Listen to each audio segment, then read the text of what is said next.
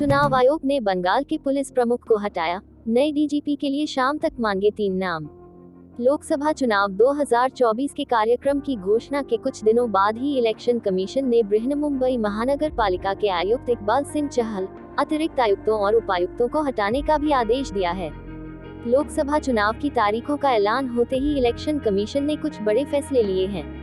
EC ने पश्चिम बंगाल के police महानिदेशक डीजीपी को हटाने का भी आदेश दिया है।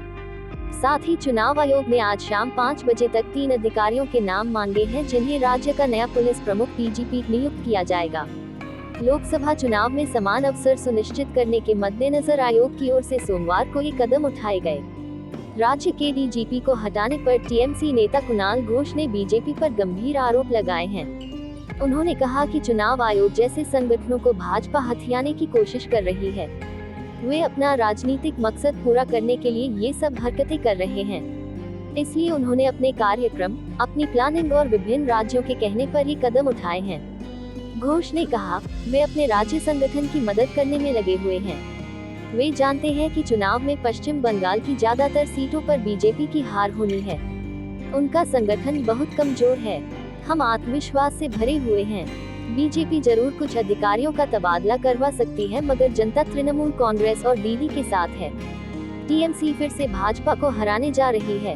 6 राज्यों के गृह सचिवों को हटाने का आदेश।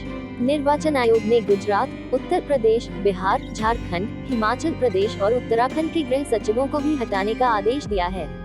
आयोग ने सभी राज्य सरकारों को निर्देश दिया था कि वे चुनाव संबंधी कार्यों से जुड़े उन अधिकारियों का तबादला करें जिन्होंने पद पर 3 साल पूरा कर लिया है या अपने गृह जिलों में तैनात हैं।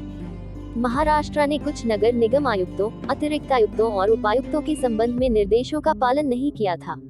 बंगाल की 42 लोकसभा सीटों पर 7 चरणों में चुनाव। बता दें कि पश्चिम बंगाल की 42 लोकसभा सीटों पर चुनाव 7 चरणों में होंगे।